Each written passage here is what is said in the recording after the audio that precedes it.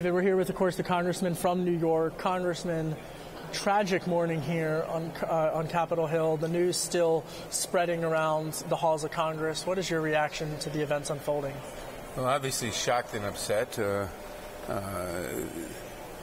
You get shocked and upset at any shooting, but this one is very close to home. When a fellow member of Congress was shot, when some staff people and others were shot. This is shocking. It's outrageous. My heart and thoughts go out to those who were shot and to those who were injured and to their families. I hope everyone is okay. And I also think that,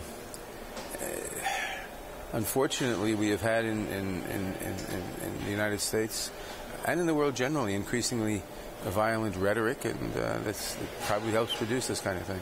When you look at just how partisan Washington has become, this congressional baseball game is a rare moment where lawmakers set politics aside. How important is it? How important is this game? And put it into context for those who aren't familiar with it. Well, it's an annual baseball game, which is set for tomorrow night at National Stadium. It's a charity game. All the proceeds, which usually about I think $80,000-$90,000, go to various charities. It pits the Democrats against the Republicans. Usually the Democrats win because you got a great pitcher in Cedric Richmond, but that's not the point. It's a good opportunity for people. You know, one of the problems in Washington these days, the old-timers will tell you that people used to be here all the time. Their families were here. You may fight on the floor rhetorically. Then you go out to dinner. You'd see a Republican at the same soccer game for your children. But these days, everybody goes home. I shouldn't say everybody. Almost everybody goes home over the weekends. You just don't get to know people from the other party. Your own party you meet in conferences and caucuses and so forth, but very little, relatively little opportunity to socialize or to get to know people in the other party. And the baseball game is one such opportunity and a source of good cheer. And it's unfortunate.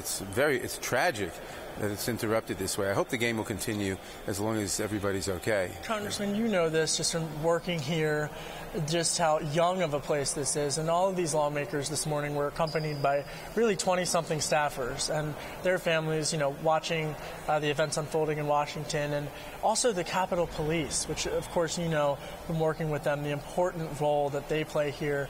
Speak to how important they are. Well, the Capitol Police are obviously extremely important. The Capitol building and the people who work in the Capitol building, whether senators, Congress members, staff people, are at the center of the greatest power in the world, of the United States government. And as such, it's always potentially dangerous. There are all kinds of people with all kinds of grievances, real or imagined, that things we do here or don't do here or refuse to do. And it's important that the process of government go on, that the people involved in it be safe, that elections, not gunfire, determine our government. And that's why the Capitol Police are of extreme importance. Is business as usual going to convene here in Washington today? I presume so, unless we hear word of more tragic occurrences. God forbid someone should die or something. It doesn't appear that is the case, I hope.